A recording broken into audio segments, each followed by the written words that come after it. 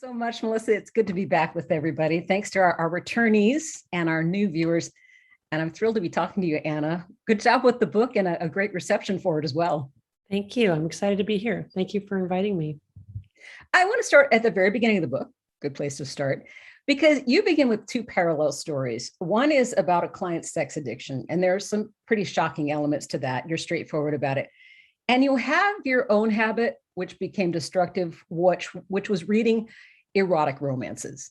And in some other contexts, that would be amusing. But tell me why you put these really different situations right up front. Yeah, thank you for that great question, because that was really intentional on my part. I wanted to juxtapose this very serious sex addiction that my patient has with my own compulsive overconsumption of romance novels, starting with the Twilight Saga and progressing to graphic erotica, as a way to humanize and in some sense normalize the experience of addiction, to emphasize the ways in which we've all become vulnerable to the problem of addiction in this modern ecosystem, in this world of overabundance. And also to emphasize the role that technology has played in accelerating that process of going from recreational use to pathological addictive use. Because in my patient's case, he is a scientist, and he used his scientific know-how to create a masturbation machine, a literal masturbation machine. But I really think that in many ways, what he created is not that different from the kinds of devices that we're all using now to soothe ourselves, to amuse ourselves, to solve problems, to find human attachment. And certainly my romance reading problem was rapidly accelerated by easy access through a Kindle, which meant that, as soon as I had finished one book, I could find another one. Many of them were free on Amazon, as I say in the book. Every drug dealer knows the value of a free sample. And so it really was sort of an innate predilection that I have for becoming addicted to love and sex and really just human attachment. And the technology that really took what's otherwise a healthy experience and adulterated it and turned it into a drug. In fact, there was one telltale point where you talked about the ability to hide what you were reading. Mm-hmm. And that's kind of a red flag, ding, ding, ding. Mm-hmm. If you have to hide what you're reading, there's a problem here. Yeah, absolutely right. So, I was embarrassed from the get-go to be reading romance novels with, pictures of these sort of swashbuckling, handsome men on the cover, clearly not anything highbrow or literary. And prior to getting a Kindle, I wouldn't take it with me. Let's say if I was going to get my hair cut, because I wouldn't want to be sitting there, in the waiting room with people noticing what I was reading, or I would cover it up with something else. I actually did that. But once I got my Kindle, it was sort of like, hey, nobody knows what I'm reading. For all they know, it's War and Peace, when it's really, something quite different than that. So yeah, it's the ways in which the technology has allowed us not just increased quantity and increased access and increased potency to a whole bunch of drugs, including traditional drugs, but also drugs that didn't even exist before, but also has really facilitated our ability to live this double life. And of course, one of the, I think most touching definitions of addiction I've ever heard is that addiction is the thing that we do that we lie about. Yeah. I don't know that people would have understood the addictive nature of electronics as well as we do now, if it weren't for, as an example, the social media, which was on cable. And there have been other documentaries about how machines are designed to, make different parts of your brain light up. The very act of choosing which color, the act of choosing what happens on the screen when you push this button and that button, that's not casual, that's deliberate. Right. So the Social Dilemma, which was the documentary that kind of highlighted this, which, ironically was released at the very end of the pandemic quarantine on Netflix, at the point when everybody had run out of all the other things that they had watched on Netflix. And so we're desperate for something new, which I think was part of why it was so successful, was really an eye-opener for many people. I would say my sense was it was an eye-opener for people living here in Silicon Valley, but especially for people living outside of Silicon Valley who may not be as much on what they call the bleeding edge of sort of the seedy underbelly of this technology. And you're absolutely right. These apps are engineered to keep us swiping and clicking. And they do that in a number of ways. Number one, they're the flashing lights and the beautiful images going right to our visual cortex that goes right to our reward pathway that releases dopamine, our pleasure neurotransmitter. The bottomless bowls, which means that we can never get to that sense of completion. And I think we all instinctively want to have that feeling of doneness, like, oh, I finished this and I can move on. And without that, we keep, loading. The likes are really a potent signal for dopamine because anytime we enumerate or quantify something, it tends to be a trigger and a reinforcement. And so the likes or the rankings, in various video games are highly reinforcing. The ways in which the algorithms learn what we've done before and then suggest something similar is really a potent hook, because what it does is it engages our innate search and explore functions, which keep us looking for that next thing. It's also very much an aspect of tolerance, that over time we need more and more to get the same effect in more potent versions. So the industry itself responds to that need by creating more potent versions. Just by way of one tiny example, I've been a longtime fan of American Idol. And if you watch how American Idol has changed over the years, it first was just really a singing show with a minor competitive aspect to it. I mean, the competition was part of it, but each season they've amped up the gamified aspect of it. So it's more and more competition, more cliffhangers, now social media votes. They've stacked them, the competitive nature of it, so that even the not best singer could potentially win if they perform better on any given night.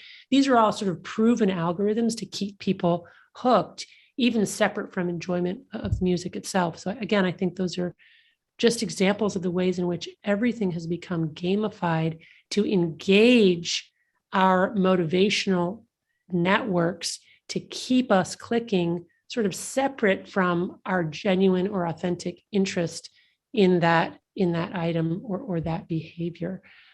So super powerful.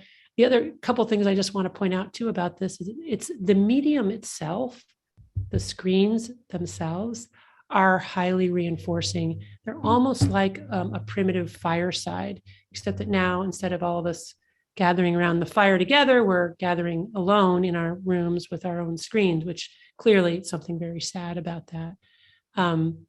My colleague, Asa Raskin, who's a neuroscientist, told me an incredible anecdote that as they were trying to make bigger and smarter artificial intelligence machines who could solve these, astronomically difficult problems, they kept trying to find something that would interrupt the machine. They would try loud noises, or they would try other strange things that they would build into the code that would make it difficult for the machine to solve whatever problem they gave it. And it was really hard to find anything that would interrupt the problem-solving function of that machine until they took a television screen and turned it on in the room. And that just destroyed everything, because the screens themselves are incredibly reinforcing. I think that's what we have to keep in mind. It's not just the digital product that we get to from the screen. It is that the screen itself, it's the medium itself that kind of draws us in, again, kind of like moths to a light. You can see that in TED Talks and in other venues that use a screen over the speaker. And I've seen the studies where everybody's watching the screen. They have a live speaker right there and they're looking up there. Right. And as we return from quarantine and we're trying these hybrid models, my big fear with the hybrid models was that the people on the screens would be ignored while everybody who was there in person would be engaged. Turns out, in my experience, everybody's looking at the screen and ignoring the in real life. So again, the important point, there's something inherently potent about this that's just super powerful and super entrained for our brains. It's like we've it's like the singularity. We've finally made the thing that we cannot cut ourselves away from. Mm-hmm.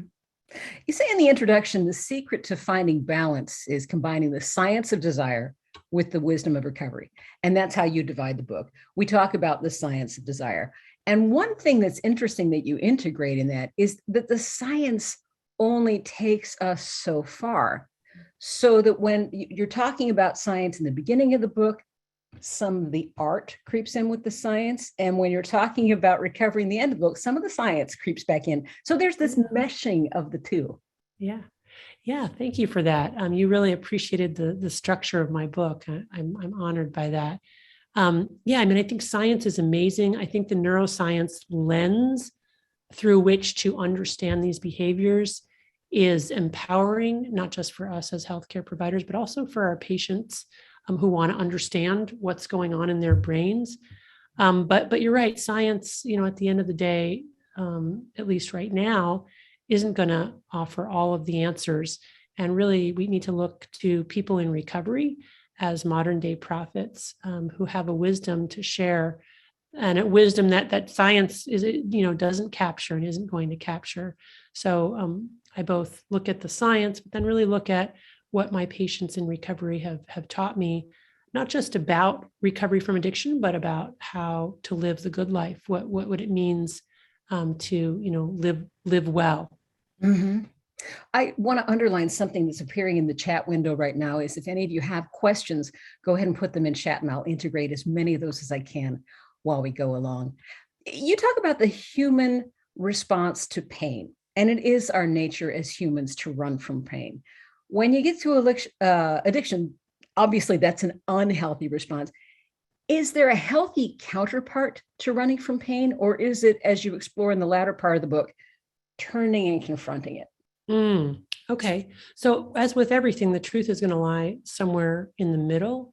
In a moment of crisis, a certain amount of denial is a highly adaptive mechanism, right? I mean, that's a good thing to have, right? You don't want to be, sitting there contemplating, your deep existential issues when a lion is chasing you. You just got to run. So I think there are certainly circumstances where, not looking at our pain, not feeling our pain, is highly adaptive and sort of reflexive, like we can't do otherwise.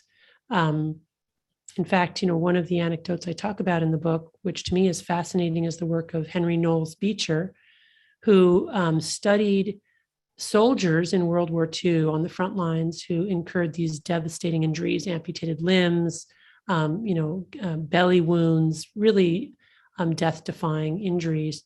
But what he found is that 3/4 of those individuals experienced zero pain in the aftermath of their injuries. They just didn't have pain from the injuries.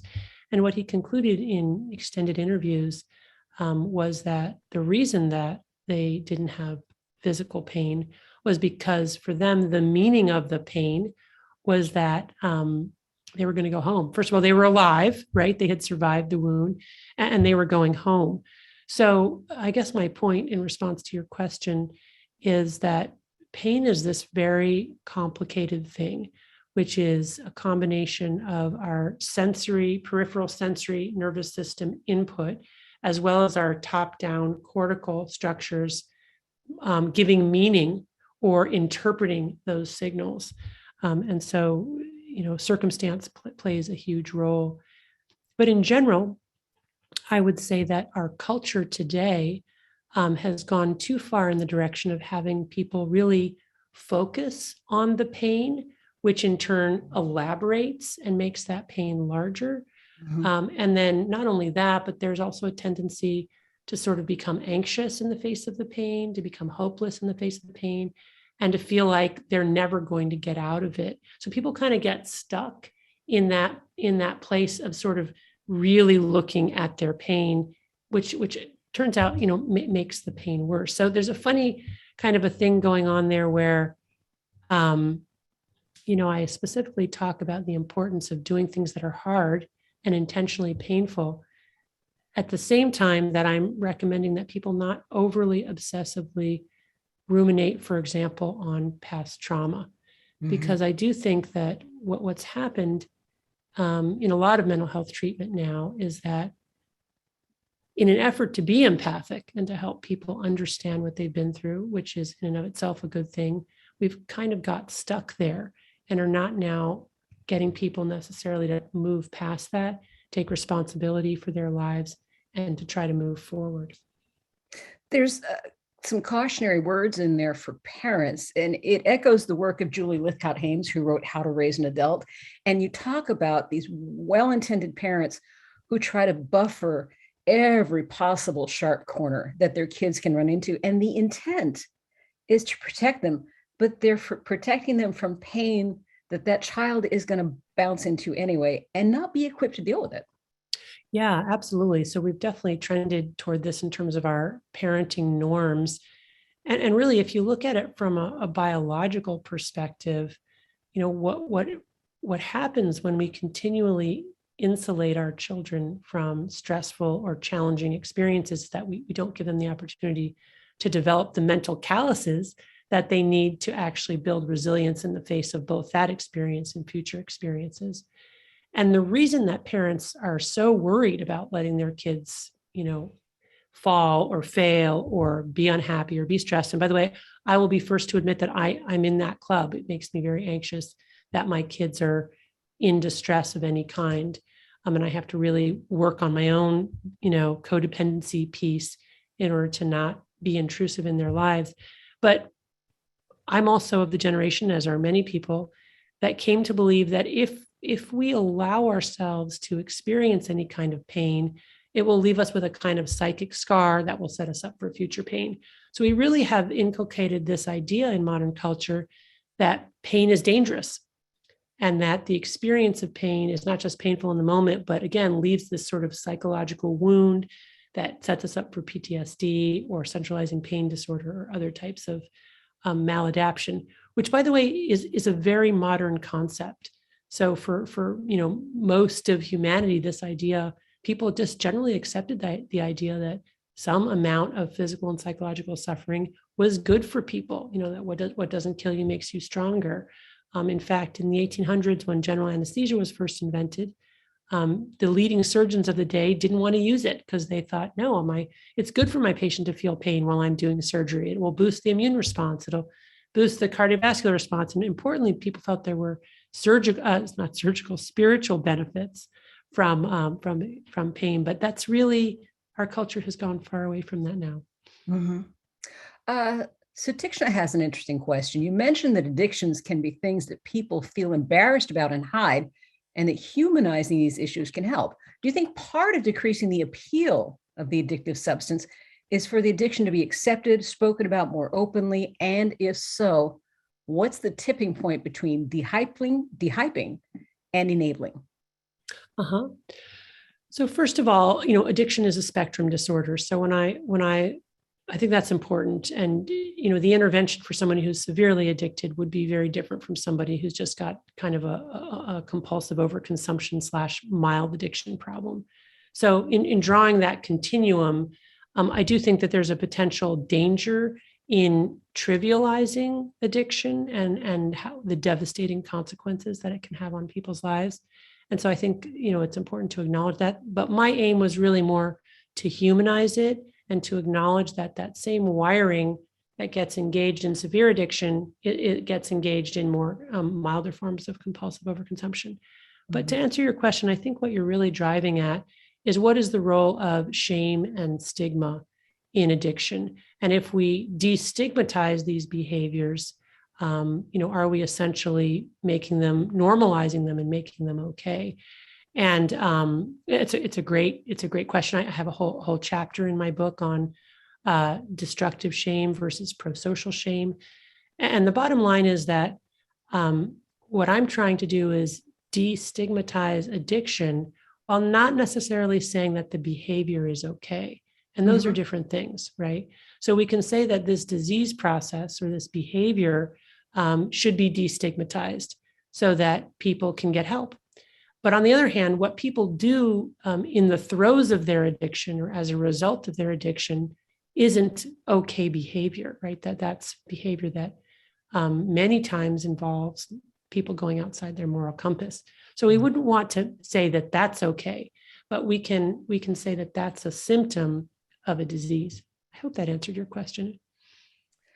You're an expert in opioid addiction, as Melissa mentioned at the front.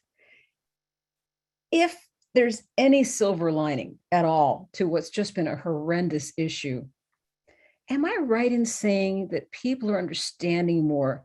The addict isn't someone out there living on the street. It's affected so many people that we know now almost anyone with a strong enough addictive substance can become a victim of that. Yeah, I think there are lots of, silver linings to the tragedy of the opioid epidemic.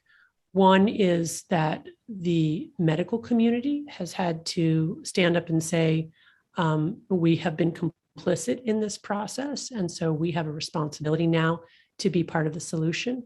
And hopefully we as a medical community are working together toward building an infrastructure to help people with addiction, which we've not previously had. I think you're right that also the broader acceptance of the disease model of addiction, this idea that it's not a moral problem or a spiritual problem as much as it's a brain problem. And that, people come to the problem of addiction with varying degrees of vulnerability, but once they become addicted, it changes their brain forever, essentially, and that we should treat it like a chronic relapsing and remitting disease like we do other illnesses. I think that's a silver lining of the opioid epidemic. The number of young people and students that I have interested in learning about addiction, helping people with addiction has just, exponentially increased in the past decade and a half. So that's been really, really wonderful. 15, 20 years ago, I couldn't find a medical student interested in addiction if I looked under every rock. And now I've got many emails a day, people looking for mentorship, wanting to learn. So yeah, I actually think though, that even without the opioid epidemic, we would have trended toward that. Again, because I think so many more people can themselves personally resonate with the problem of compulsive overconsumption, whether it's with their devices, with food, which has been engineered to be addictive, with traditional substances, with drugs that didn't exist before, like video games. I think more and more people are finding our drug, and hence, going, wow, am I addicted? What's going on? On that point, Sally says, what happens with addiction if dopamine receptors get damaged or no longer work? Mm-hmm. So our experiential evidence with working with human populations is that once people become addicted, especially severely addicted, they probably have permanent or long-lasting brain changes. That is to say, there's probably some brain damage that will never be reversed. There are animal studies that support that. For example, there's a very famous study. If you inject a rat with cocaine daily over 7 successive days, that rat will go from staying on the margins of the cage against the wall to running around in a running frenzy on day 7, gradually working up from staying on the sides or jogging to running faster and faster. And if you then stop injecting cocaine for a year, which is a rat lifetime, and then re-inject that same rat with a single dose of cocaine, that rat will immediately start running in a frenzy in that cage, which suggests that there's some type of latent permanent change, such that when that rat is exposed to cocaine again, it picks up right where it left off at the peak of its cocaine ingestion. And of course, we see that all the time in humans. People who abstain from their drug of choice go back to leading these wonderful, productive lives. And then with a single exposure to their drug of choice or a similar drug, for example, someone with an alcohol addiction who gets opioids for chronic low back pain and then is suddenly immediately back in their addiction, again, suggesting that there's some kind of permanent brain change. Mm-hmm. But on the hopeful side of things, because there's a lot of reason to be hopeful, my colleague Edie Sullivan has done great work looking at what happens in the brain during recovery. And what she has been able to determine is that those damaged parts of the brain probably don't reverse those changes, but that we build new neural networks that route around those damaged regions. Mhm. And that's really exciting and encouraging, and also very consistent with what we see as people get into recovery, that it's really a learning process. And it's the daily practice of recovery mindset and recovery behaviors that slowly build up these new neural networks to allow people to get well. So healing happens, recovery is real. It's a slow, iterative process, and it probably involves creating new neural networks around damaged areas. Mhm. I do want to get to all the elements of recovery, but I want to stay here with some of the problems for a while. Neuroscientist Daniel Friedman is quoted in the book as saying, "Our world is sensory rich and causal poor." What does that mean? Yeah, isn't that a great quote? He's a wonderful young man who was here at Stanford for a while and taught me a lot. He did these cool experiments on ants, looking at dopamine in ant colonies, and found all sorts of interesting things. But his insight there, which I thought was really powerful, is that it's really hard to see cause and effect between our behavior in the moment and long-term outcomes. And we're also not especially good at that. Like, we like to think we are, but we're really not. So, the donut that I'm eating in the moment, it feels like, oh, that's just one donut and it tastes really good, no harm done. And it's hard for us to notice that by adding a donut every day for many days, we will gain weight until we're there. And then we go, oh gosh, I've gained weight. So we don't see that process happening immediately. Instead, again, this sort of reward wiring or motivational wiring mediated by dopamine kind of takes over. Mm-hmm. So it does require a period of abstinence from our drug of choice, and able to really look back and see true cause and effect. And this is part of what's happening when we talk about denial. Denial is a commonly understood phenomenon in addiction, which is really powerful and really real, where people are not just lying to others, they're actually lying to themselves, to the point where they have like a split brain phenomenon. And even though they're doing these addictive things, they somehow don't let those behaviors float up into conscious awareness. And so they can remain in this kind of latent, daydreamy sort of space that's not, fully in that person's awareness. And I'm sure physiologically, there's like a real disconnect between the prefrontal cortex and our storytelling part of our brain, which is right behind the forehead, and then those lower limbic structures, which include the reward pathway. Mm-hmm. Can we talk about fear of missing out? Because I think social media is really wrapped around that. If you don't go to Facebook and your aunt doesn't comprehend that not everyone goes to Facebook, you don't know her son just had a baby. Right. I mean, literally, these are family elements. If you experience something and that would make a great tweet, mm-hmm. you're missing out on that extra lighting in the brain of somebody retweeting you. Yeah, I mean, here's the thing. This is a collective problem. This is not an individual problem. And by that, I mean that the more time that all of us are spending online, the more engaging that matrix, that online world becomes, for a number of different reasons. First of all, we're investing our creative energies into that online space. So it's genuinely a rewarding, enhancing, informative, connecting space. Meanwhile, the more we're online, the less we're in real life, the more impoverished our real life activities and interactions become. So then when we try to break away from being online and being in real life, there's not much going on there. It's like, when I was a kid, we all went out to the back alley to find other kids to play hide and go seek. Now, even if you wanted to send your kid, get them off Minecraft and send them to the alley, nobody else is there. Mm-hmm. So you're making a really important point, which is this is a collective problem. And it's not just fear of missing out, it's literal missing out. You're missing out. Yeah. And the way to correct that, though, I think, is, again, to do it collectively and to create spaces where we are in real life together and actually investing in those interactions. So some tech-free, digital-free spaces, a kind of a digital etiquette around where and when that will be, and then a disciplined commitment to making it so. And at the same time, I think we can be a lot better about our investment online and thinking about the quality and the quantity of the time that we're spending in that digital matrix, and making sure that we're really investing in ways that enhance true, intimate, and reinforcing human connections, and are not merely, like just dancing with strangers who ultimately, that's just kind of chasing dopamine. Mm-hmm.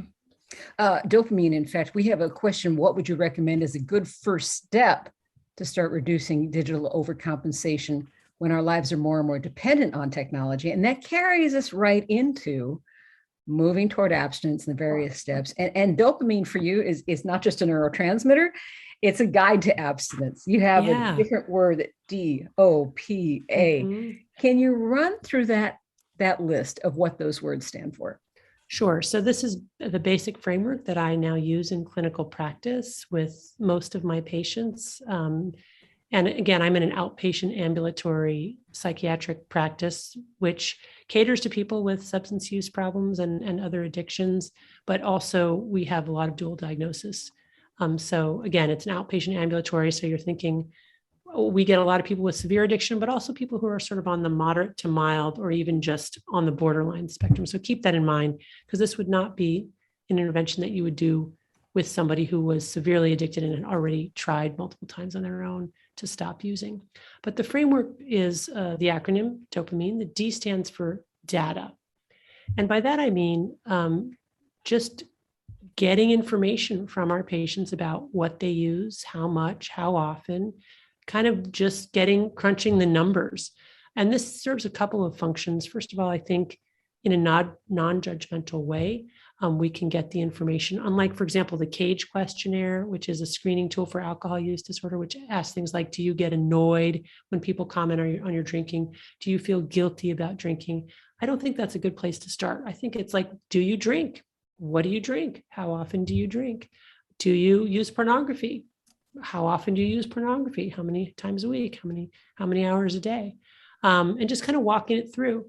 The other thing, as we talked about before, that the reason that's really important is when people articulate what they're doing to another human being, it becomes real in a way it's not necessarily real to many people because of this denial aspect. So that can have a powerful impact. People go, oh, wow, hadn't realized it was that much. The O of dopamine stands for objectives. So by that, I mean goals, objectives and goals. What is the patient's objective? What is their goal for using? Why do they use? And in my experience, people use to have fun or to solve a problem. And those problems can span the gamut from alleviating boredom to helping me fall asleep to alleviating anxiety to you name it. So in general, I think it's important to spend time asking patients why they use, because even irrational behavior has a rational underpinning. Mm-hmm. And before you move on to Pete, I want to ask a little bit about that. And that is trusting that your client has some insight into why they use, instead of having a lot of surface things that they think is why they use. So how do you probe that? Well, in my experience, most folks, really, you have to take it at face value. Whatever you want is their narrative for why they use. They may indeed lack quite a bit of insight for the real reason. That matters less at this stage. Oh. You want to know what their story is to themselves. So, for example, I see this very often in chronic pain patients on very high dose opioids, where it's clear that the dose is more harmful than helpful. That's not all patients on opioids, but that's many patients today. And what they will tell you is they use the opioids to relieve pain, that they're in pain, and that's why they use the opioids. Now, I may have all kinds of other ideas about, what role opioids serve in their lives, but for them, it's pain relief. And that's what you want to know. You want to be in their bodies and in their brains. Got it. But thank you. That's an excellent question. And then the P of dopamine stands for problems. So here's where you want to get them to shift a little bit and talk about what have you noticed is problematic about your use. And, this will span a wide range of things. Sometimes people will say, well, one of the problems is that it's not working as well as it used to. Mm. Or the problem will be more obvious. I got into trouble at work. I got into trouble with my spouse. I'm having health problems. Those are obvious problems. Or the problem might be just something like, my parents don't want me to use, Or my spouse doesn't want me to use. I don't really think there is a problem, but they think there's a problem. Okay. In a way, that's a problem, because if you care about your relationship with your parents or your spouse, then that's problematic. So you're just trying to get a sense of what they think is the problem. And then the A of dopamine is really the intervention, which is the abstinence trial or the dopamine fast. And this is where we ask patients to do an experiment, and we really frame it as an experiment. Would you be willing to do an experiment? And would you be willing to stop using your drug of choice for 1 month, knowing that you will feel worse before you feel better because you will go into withdrawal? And I pose this as an experiment because it's really based on a hypothesis. And the hypothesis is that the depression and the anxiety that they're coming in with may actually be primarily driven by dopamine overload. So subjectively, people feel often that they're using their drug of choice to relieve anxiety and depression, when in fact it is that drug of choice that's driving the anxiety, depression. And this is based on, the neuroscience and homeostasis. I want to touch on abstinence and the client that you profile in the book. And you do have clients that you profile not under the real names, not with identifying factors, but to relay their honest experience. And the person that you used to illustrate this chapter, I'm back on insight. She got insight into why she was using and what she got out of using just by virtue of that 30 days of abstinence. Right. I read that chapter out loud, or that part of the chapter out loud, to my fiance, with whom I had just had a bet. But he couldn't stop ordering packages online for 30 days. Yeah, good for you. He responded with his insights. He responded with understanding how rewarding it was just to shop, how rewarding it was just to wait for that package to arrive and to see it on the step. And a lot more than just, just the act of getting a package. There's so much more going on. Great. I love it. So first of all, thank you for that, because shopping is a real addiction. I talk about, first of all the patients that I detail in my book have given me permission very generously to share their stories. And so I'm so honored that they trusted me with their stories. And I do have a patient in there who basically got addicted to shopping on Amazon. And he went into tens of thousands of dollars in debt. And by the end of it, he was just like ordering keychains and sunglasses and mugs and returning them immediately because he couldn't even afford those. But he just couldn't stop, this sort of gratification loop until, he got into treatment and kind of conceptualized it as an addiction. So you're absolutely right. This kind of the shopping, the reinforcement, the choosing, the waiting for it, it's coming. But very often people will report that as soon as they open it and get it, it's over. Then they plunge into that dopamine deficit state and they're kind of crestfallen and they're looking for the next thing. And so one of the great things about this abstinence trial is it is a source of insight for people, because sometimes it's only after they stop that they're really able to fully see, the extent to which they were addicted. Now, it sounds like your fiance could just do sort of the Goduncan experiment in his mind and already notice that would be hard for him, right? Even without actually abstaining. But most of my patients are very skeptical going into this, that they'll feel better by doing it, because subjectively, it really feels to them like they're shopping or gaming or smoking to relieve depression and anxiety. It's hard for them to conceive that, in fact, they're just chasing, the last dose. So when they do take that leap of faith and do the experiment, and they come back and they feel better, they're surprised. They're almost universally very, very surprised. And often it's the very first time they realize that they were addicted. So that's that moment of insight, which is why I love this experiment, because I don't have to do a lot of talking and convincing except to do the experiment itself. But once people do the experiment, it's really an aha moment for them. They've done the experiment. They've gathered the data. They've embodied the data in their own bodies and brains. And then they come back and they're like, wow, let me tell you this and let me tell you that.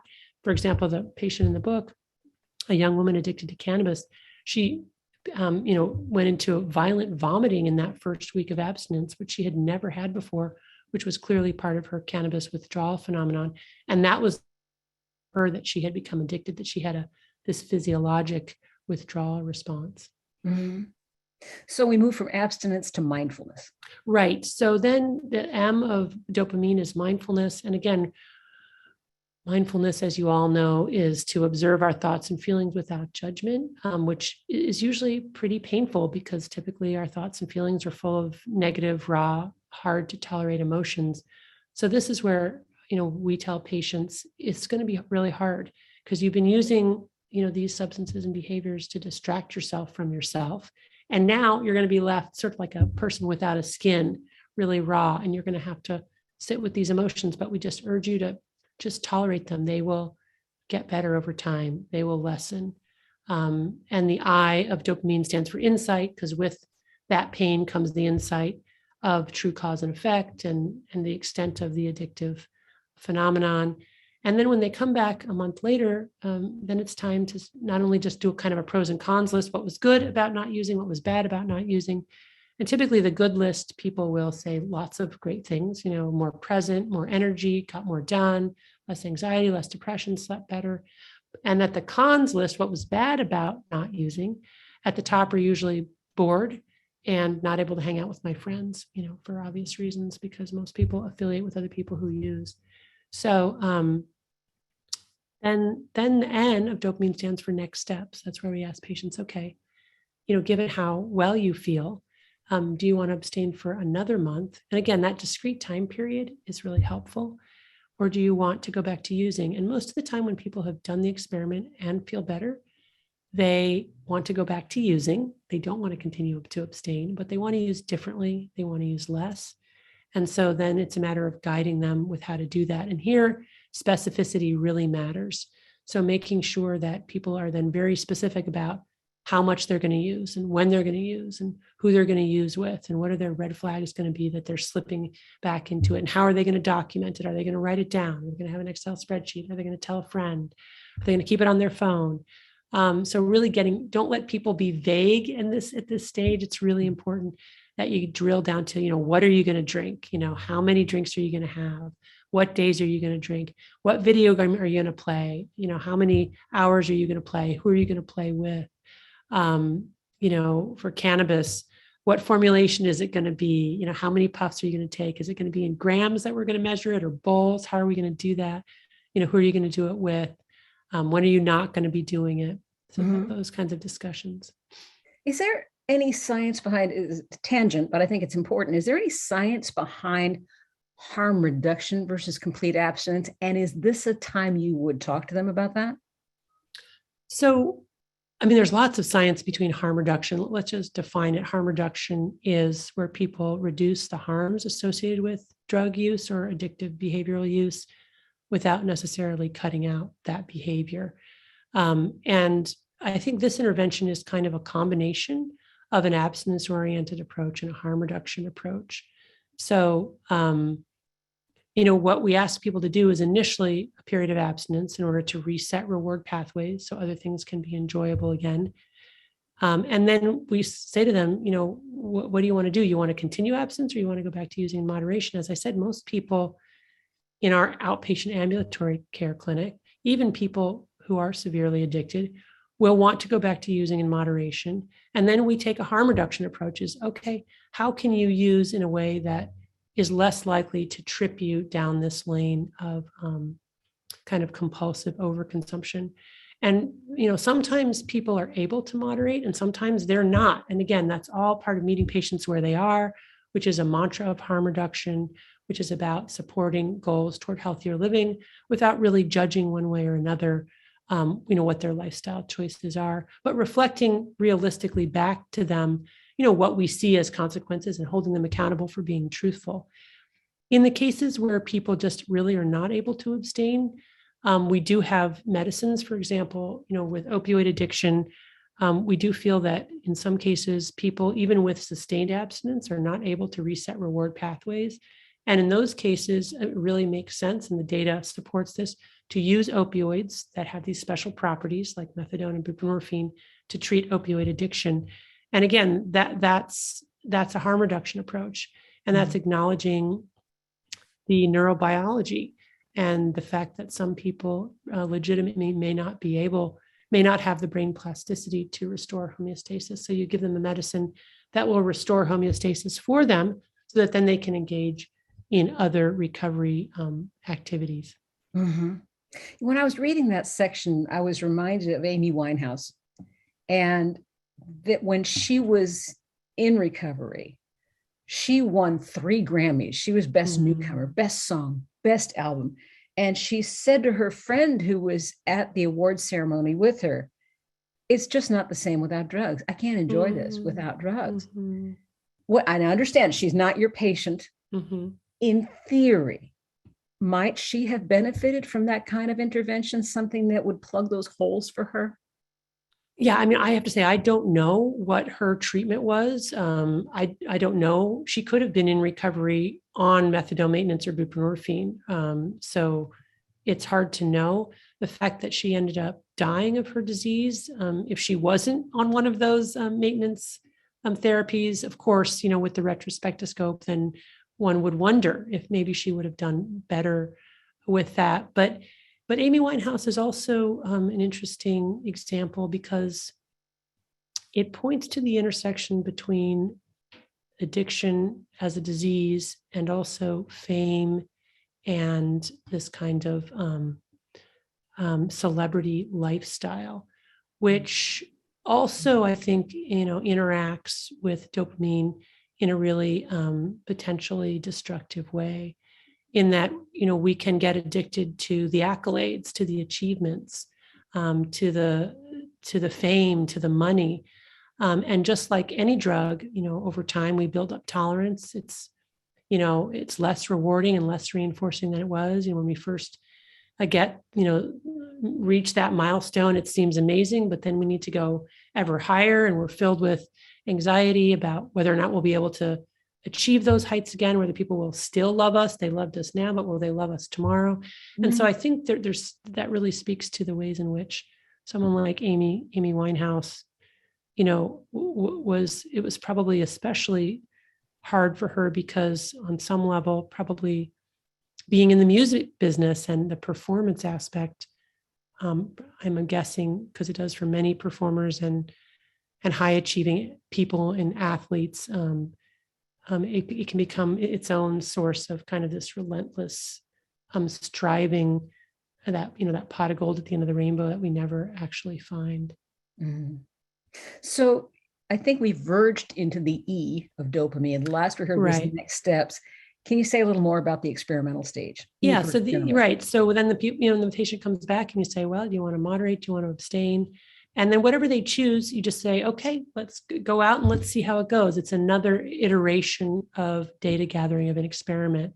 And you have them come back and say, how did it go? Were you able to stick to those limits that you set for yourself? If yes, great. What worked? If not, why not? If the goal was abstinence, were you able to stick to it? How was that for you? And did you have that fear of missing out? Because I think that's a fear with a lot of drugs, not just social media. And you just kind of hold people in that therapeutic space as they iteratively interact with their environment and try things out and find what works for them. And I think this is really useful because I think it may be that in psychotherapy in general, we're maybe erring a little bit too far on the side of changing thoughts as opposed to changing behaviors. And when in fact, one of the best ways to figure out how a system works is to try to change that system, to do something different and see what the result of that change behavior is. So I really like to look at it as an experiment and invite my patients in as an equal with me to do an experiment. And I try to be transparent around the fact that we're all doing experiments all the time, every day, trying to figure out, well, what works and what doesn't. And then that's part of normal human struggling. You spend time on the concept of self-binding. This gets into the area about how you can move through the world and not reach for an addictive substance. So let's talk about self-binding. Yeah, so self-binding is different from willpower. So willpower is an exhaustible resource that's, we have more of it when we first wake up and it wanes through the course of the day. So if we only rely on willpower, in order to manage our compulsive overconsumption, we are probably not going to be successful, especially living in a world that's completely saturated with these feel-good drugs and behaviors that aren't just available, but actually chase us down with the many push notifications, alerts, you name it. It's hard to get away from it. So instead, this concept of self-binding is literally about changing our immediate environment by creating both literal and metacognitive barriers between ourselves and our drug of choice, so that we can push a pause button between the desire to use and actually having access to our drug.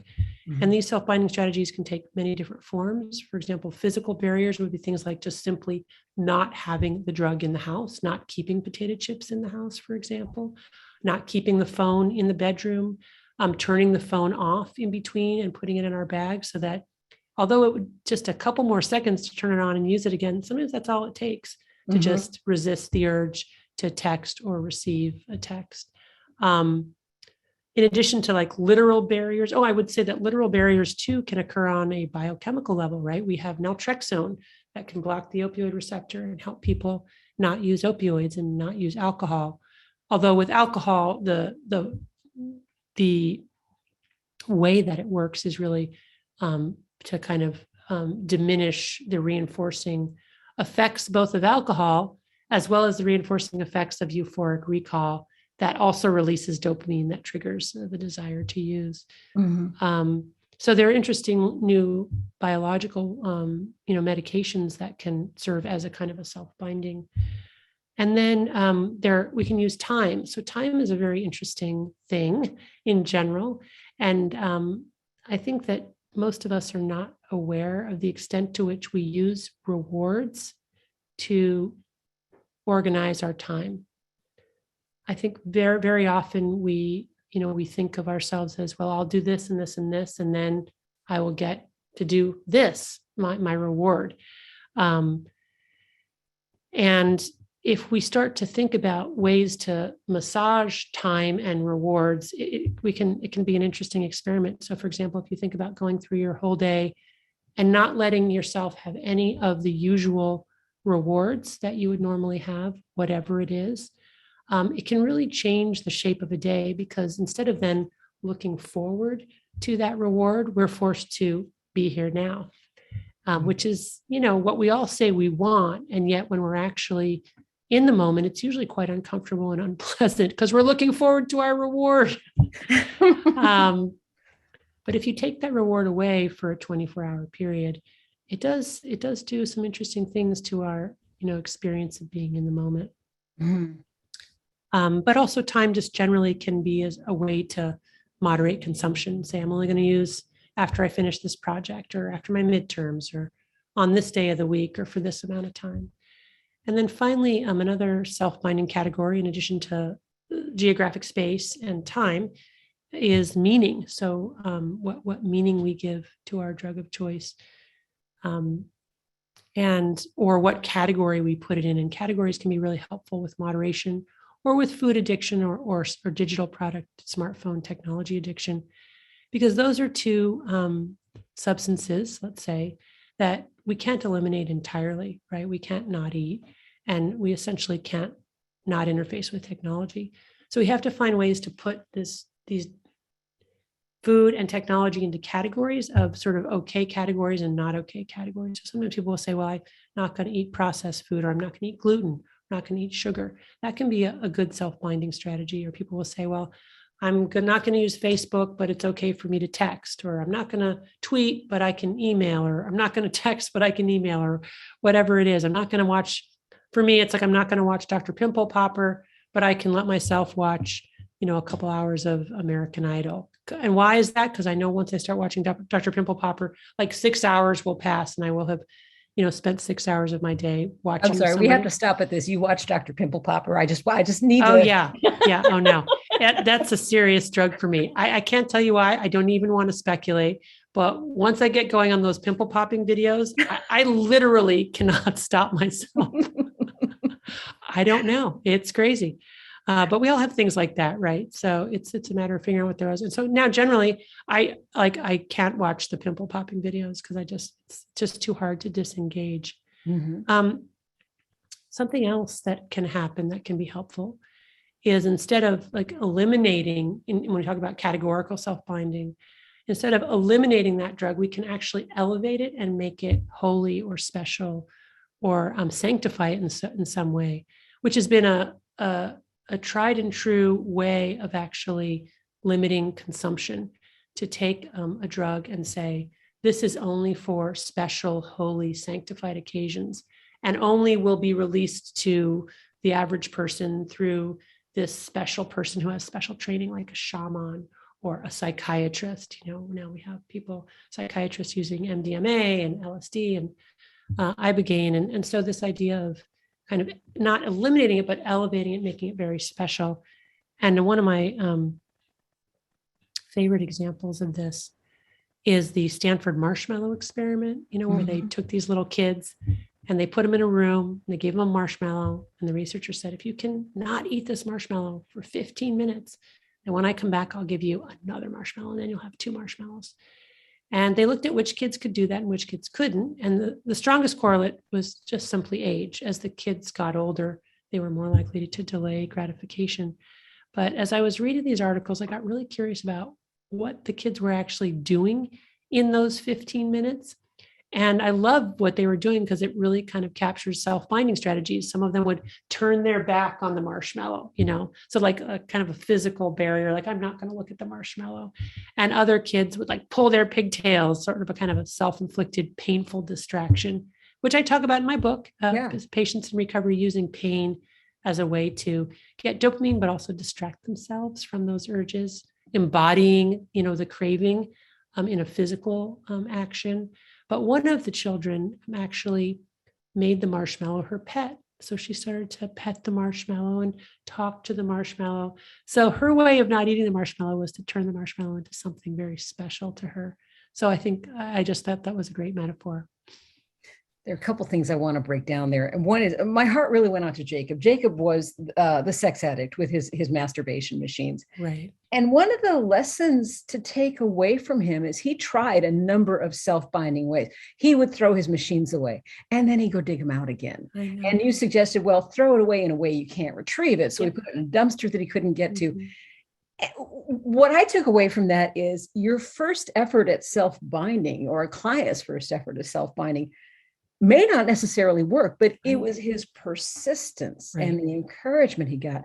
He did manage. Right. That's right. And that's why it's important to look at recovery as well as relapse as an iterative process moving toward recovery. And that's why that dopamine acronym ends with E for experiment, because it's just all about keeping at it. You go out, you try, this didn't work. Let's change that. Now let's gather data on that. Well, what worked, what didn't? Let's go through it again. Okay. Another experiment. Let's try this. And very often people in sustained recovery who ultimately decide abstinence is really the only solution for them will say, I spent a lot of years doing the research. That's kind of lingo in AA. I spent some years doing the research, and that's exactly what they're talking about. They thought, well, maybe I could do this, or maybe I could do that. Now, to be fair, some people really can, moderate. Even some people with severe addictions find a way to do that. But many people with severe addictions ultimately discover that abstinence is, the only path for them. And when I say abstinence, I'm talking about abstinence from their drug of choice, which may be in the context of taking something like methadone maintenance or buprenorphine, which is a medication to treat their addiction. The other thing you brought up was the role of pain, the girl pulling on her pigtails. Right. You profile a patient who found release in cold water. He'd heard that, this could bring about dopamine, but he slipped into another addiction. He was building machines to keep him in colder and colder water. I know. And I'm wondering about the process of the DOPAMINE of getting a client or yourself to recognize that what you're doing is substituting another addiction. How do you become aware of that? Well, what was interesting is that as he was telling me about how he went from just taking cold showers to getting a meat cooler and filling that with ice cold water, to getting a motor that would circulate the ice cold water in the meat cooler because he had read that would keep it colder, to adding an ice cold mattress that he would sleep on. As he was telling it to me, he stopped himself. He said, wow, this is sounding kind of like an addiction. Do you think that I've gotten addicted to ice cold water? So again, as mental health care providers, we're really witnesses to a journey. And it's all about creating that space to elicit their own brain's ability to see reality as it is. And it can sometimes just be as simple as asking them to talk about it. And then when they're talking about it, it's kind of like, oh, wow, wow. Now that I'm talking about it, I see. And then he reflected on that further and ultimately, decided to kind of rein it back a little bit. Thought about the ways in which it was and the ways in which it wasn't an addiction. Importantly, it was something that he did together with friends and family. And so in that sense, he was right. It was healthy and adaptive, and he was able to moderate it. So, but, just that moment of that sort of awareness, just because he was telling his story is super powerful. Which in a way brings us to the point of community. I once knew an alcoholic who literally, she had heard and comprehended that she can't take that first drink. Yeah. And what she did was she lined 3 drinks up in front of her and said, well, if that's the first drink, I can have that drink instead. And in her own bubble, maybe she would have done that. But it was the experience of community. And you do go into 12-step, the experience of community that let her see that maybe that wasn't the best thinking for her. And on her own, she may not have found that out. That's right. And one of the ways I think that AA works is that it serves as a kind of extended hippocampus, the hippocampus being the part of the brain where we store long-term memories. Because I do think that left to our own devices, we are very liable to euphoric recall, remembering just the good things about using and forgetting all the negative consequences, which is just something that our brains do. It's probably, kind of built-in denial function that keeps us going forward in other contexts, but which can be very insidious and destructive in this context. So yeah, it's the extended hippocampus, it's the accountability, telling our stories to others, seeing newcomers come in and remembering how it was and not wanting to go back there. The emphasis on truth telling in AA is really powerful. And I have a whole chapter on the sort of the neurobiology and sociology of truth telling and why it's so important and useful for recovery. And then also very importantly, intimate reinforcing positive human connections are a powerful source of dopamine in and of themselves. And of course, we need alternative healthy sources of dopamine. I'm not arguing for us to be walking around with no rewards at all, but we want to make sure that those rewards are healthy and adaptive. There's some controversy about the efficacy of 12 steps. Can you talk about that?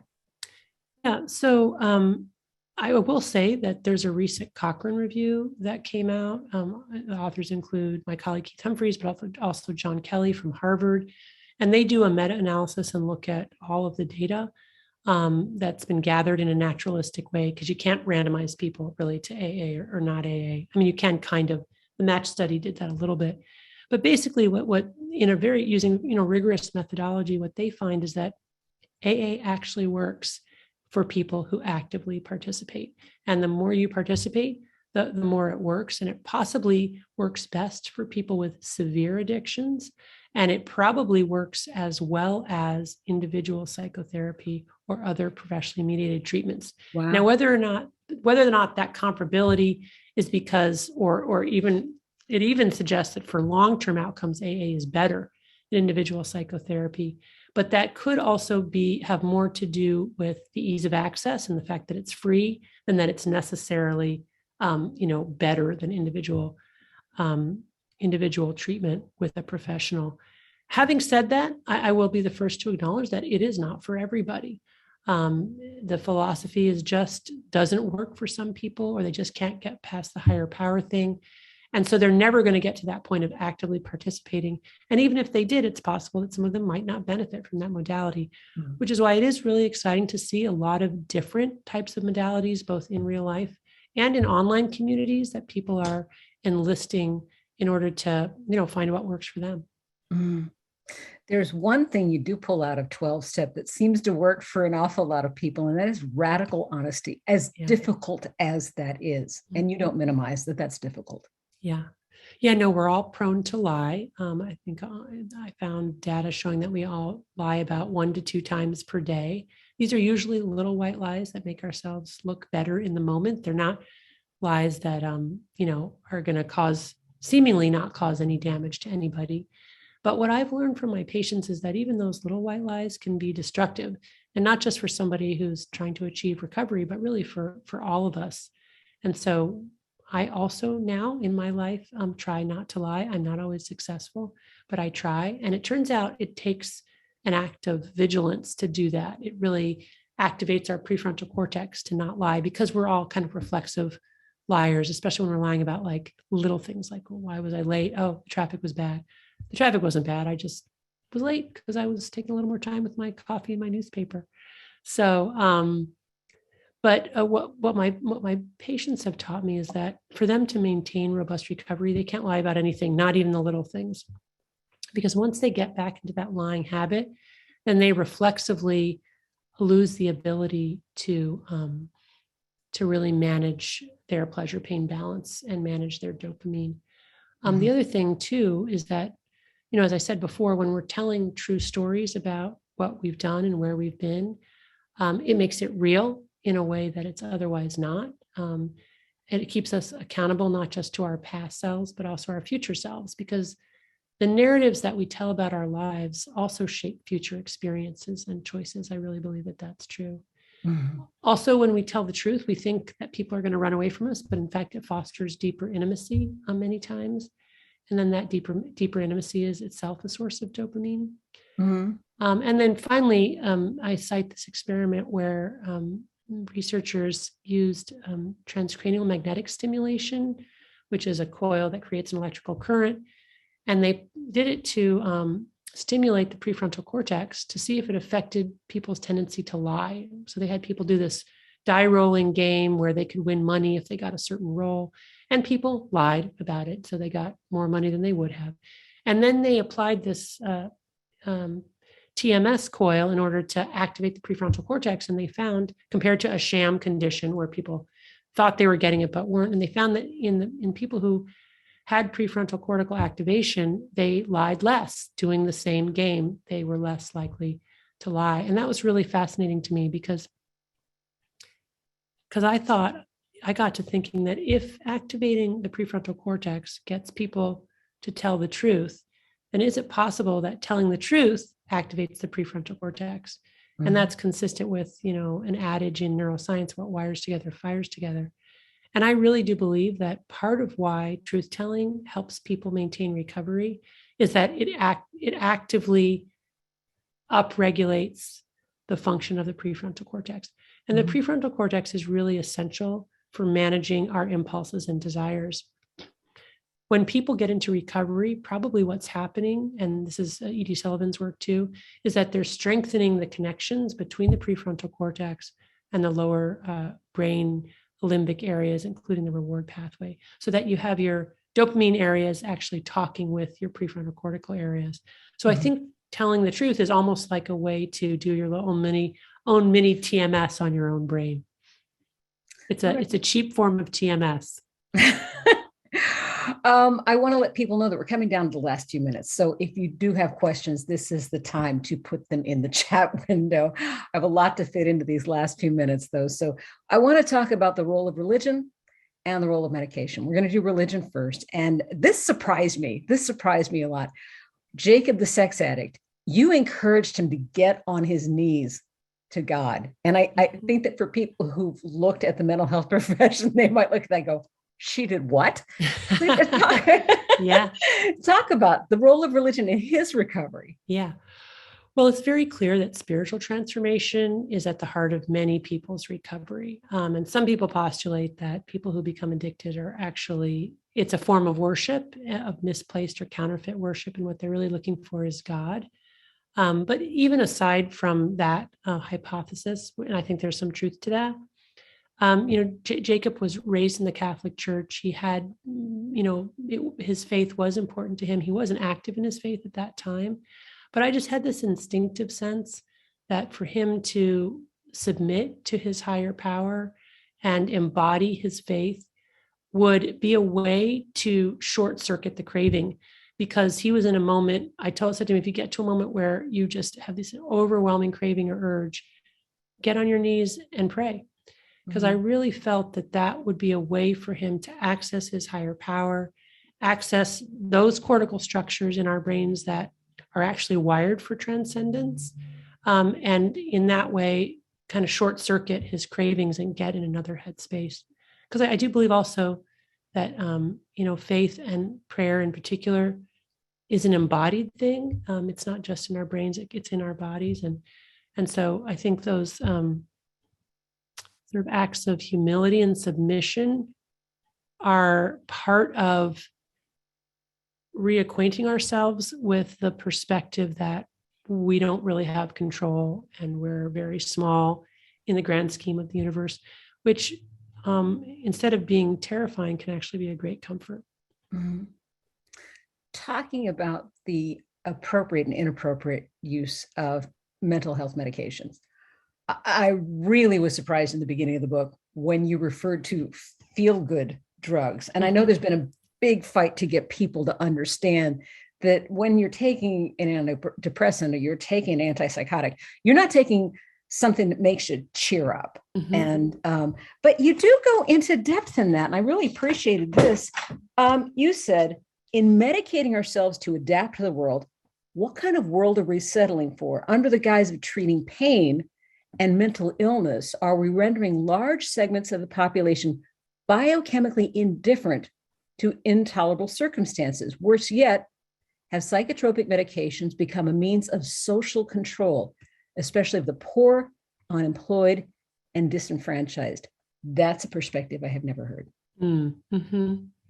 Yeah, I mean, first of all, let me start by saying mental illness is real. I'm very glad we have psychotropic medications. I prescribe them, every clinic day. I'm grateful to have them, and I'm grateful that they can alleviate suffering.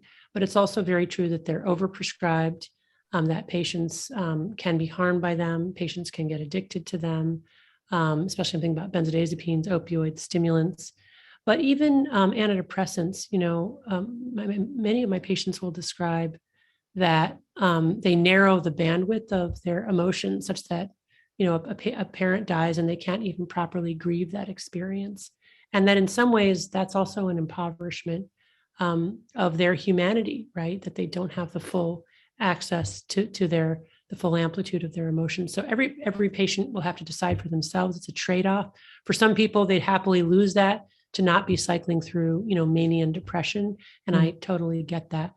But I think, from an even broader lens and a sociological perspective, it's very clear, looking at countries around the world, that if you are poor and unemployed and otherwise cut off from the corridors of power, you are more likely to be prescribed a psychotropic medication. And this includes very young children. And that's really frightening, because that does suggest that we are essentially trying to medicate social ills and, again, kind of pacify the distress that is appropriate for those individual circumstances. And that does really concern me. Can you talk about your own experience with Prozac? Yeah. So I went on Prozac as a young woman, and I immediately noticed benefit from it. I felt less anxious, less depressed, less irritable. Irritability has been sort of my hallmark depressive symptom, as it were, if we're going to call it that. And also I had a long-standing, very contentious relationship with my mother, which magically dissolved when I went on Prozac. I just fit her better on that medicine, and we got along, and that was such a source of relief for both of us, and also, a nice period of rapprochement.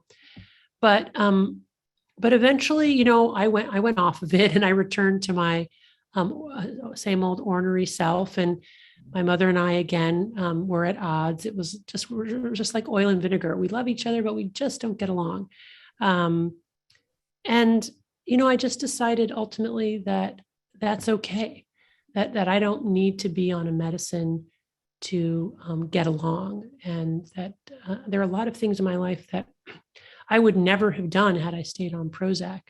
Mhm. You know, the kinds of downsides of being irritable and cranky and kind of questioning authority and asking the big questions are the very same things that, you know, motivate me to care for my patients, to write the books and the other work that I've done that I feel and hope has contributed and helped others. So it was just sort of acknowledging, you know, pros and cons, and everybody's going to kind of come out in a slightly different place on that. Well, you also exercised the radical honesty that you recommend, where you had a very comforting narrative that your mom was the problem.